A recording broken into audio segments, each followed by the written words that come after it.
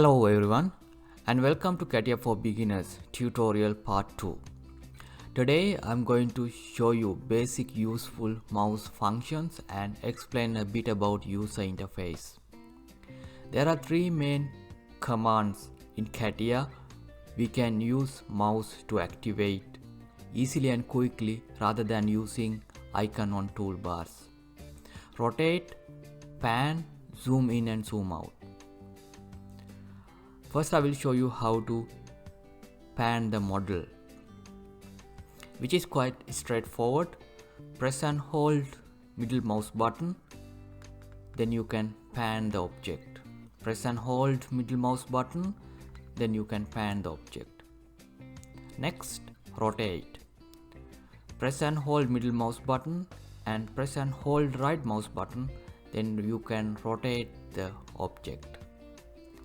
Press and hold middle mouse button and press and hold right mouse button.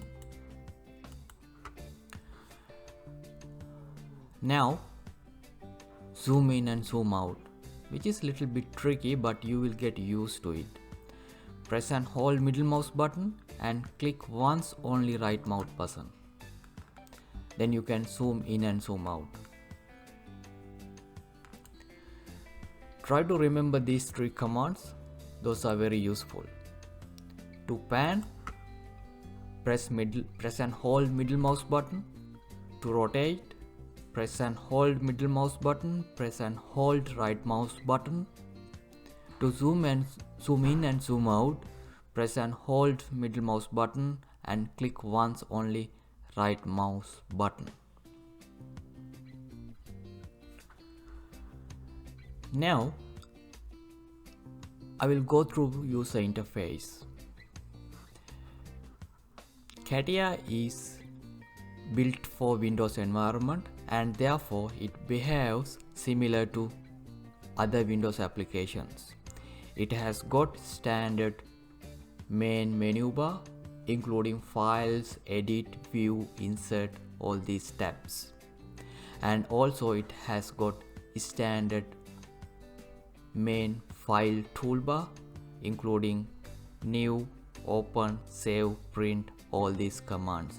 And also it has got standard view toolbar including pan, rotate, zoom in and zoom out, all the views, all these commands. And on your right hand side you can see another set of toolbars. Those are called application toolbars, and usually you can see them on your right hand side of the screen.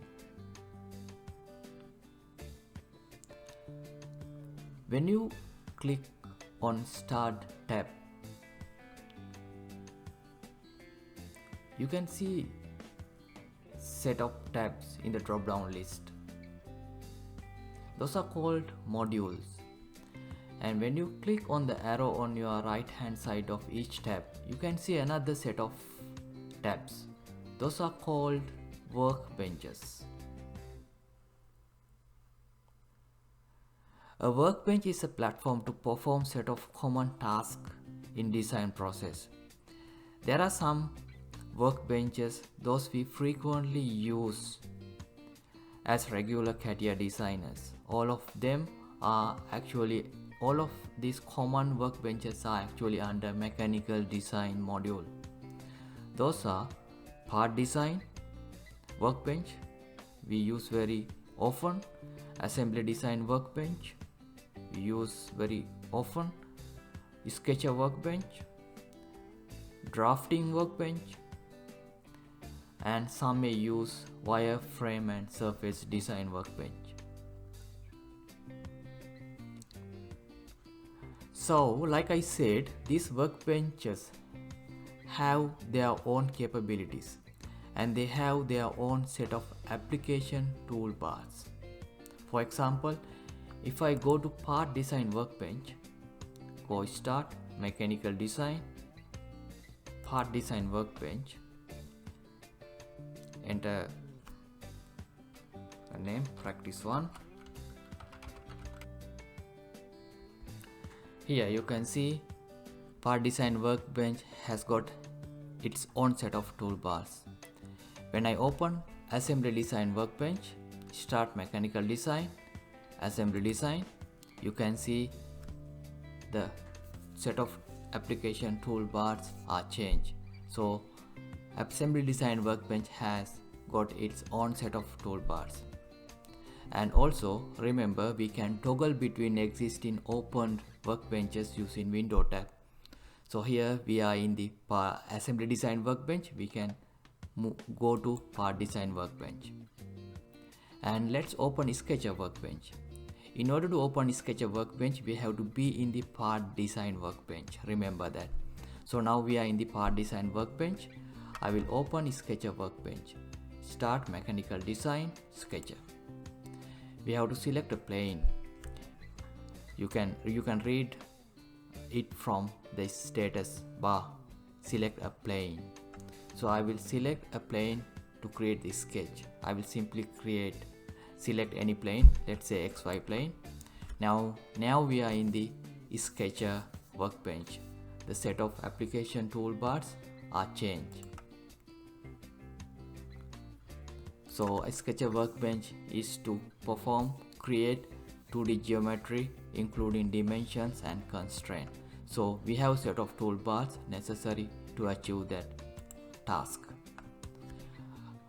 CATIA has got enormous number of commands. All these commands are stored in the main menu bars. So the main menus are acting as the main storage. So we are taking commands out of that storage and create toolbars. We can customize, reposition, rearrange any toolbars. And also we can create our own workbenches if required. For example, rather than toggling between two workbenches, we can simply create one workbench including toolbars of part design and wireframe and surface design, so that we do not have to open two workbenches. We can work from one single workbench. So I'm going to discuss about customizing toolbars and feature tree and compass, which is the one on your top right hand corner, in my next video. Until then, bye everyone. I hope you enjoyed the tutorial. If this is useful, please like it and hit the subscribe button. You will be notified when my next video is released. It will be very soon. Thanks for watching.